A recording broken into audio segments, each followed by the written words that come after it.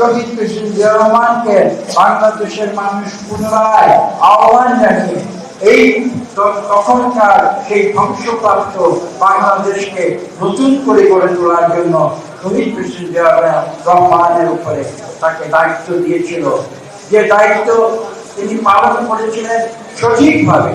মাত্র 3.5 বছরে একটি ধ্বংসপ্রাপ্ত জাতির সম্মান পুনরুদ্ধার করে বিশ্বের বুকে বাংলাদেশকে একটি সম্মানজনক জাতি হিসেবে পুনঃপ্রতিষ্ঠিত করেছিলেন, যেমন তিনি করেছিলেন 71 সালে স্বাধীনতার ঘোষণার মধ্য দিয়ে স্বাধীন বাংলাদেশের প্রতিষ্ঠা।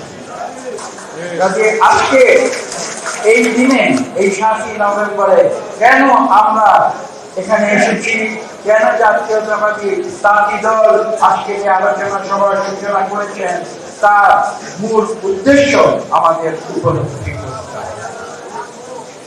পরবর্তীতে আপনারা দেখেছেন,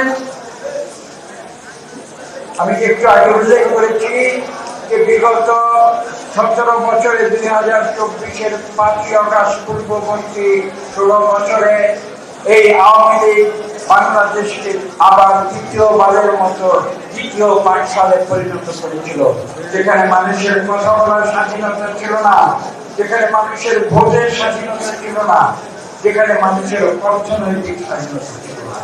একটি অলিগার্কি সৃষ্টি করে সেই অলিগার্কির মাধ্যমে লক্ষ হাজার কোটি টাকা বাংলাদেশকে বিদেশে পাচার করে দিয়ে বাংলাদেশের অর্থনীতিকে তারা ধ্বংস করে দিয়েছিল।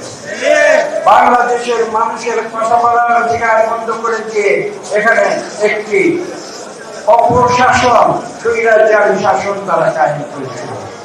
কাজে বুঝতে হবে যে 2024 সালের 5ই আগস্ট পুনরায় ছাত্র জনতা যে বিপ্লবের মাধ্যমে বাংলাদেশকে নতুন করে স্বাধীন করে এনেছিল, আমি বলবো যে নতুন করে আবার সৃষ্টি করেছিল বাংলাদেশ।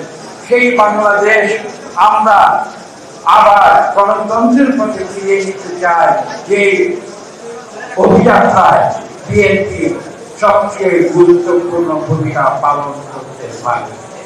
আপনারা লক্ষ্য করেছেন, বিএনপি স্পষ্ট ভাষায় বলে দিয়েছে যে আজকে 2024-এর 5ই আগস্ট পরবর্তীতে ছাত্র জনতা তাদের এই বিপ্লবের ফলশ্রুতিতে আমরা একটি জিনিস চাই, সেটা কি বাংলাদেশের গণতন্ত্র ফিরিয়ে আনতে হবে, বাংলাদেশে সুষ্ঠু নিরপেক্ষ নির্বাচন ফিরিয়ে আনতে হবে, বাংলাদেশের মানুষের মৌলিক অধিকার ফিরিয়ে আনতে হবে, বাংলাদেশের মানবাধিকার ফিরিয়ে আনতে হবে।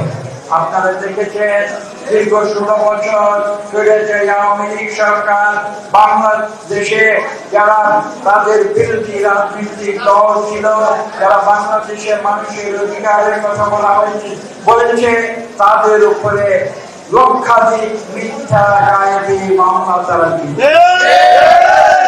বিরোধী দলের নেতৃবৃন্দ এবং কর্মীদের খুন করেছিল, গুম করেছিল, তাদের উপরে জুলুম করেছিল, তাদের উপরে অত্যাচার করেছিল, তাদের উপরে নির্যাতন করেছিল।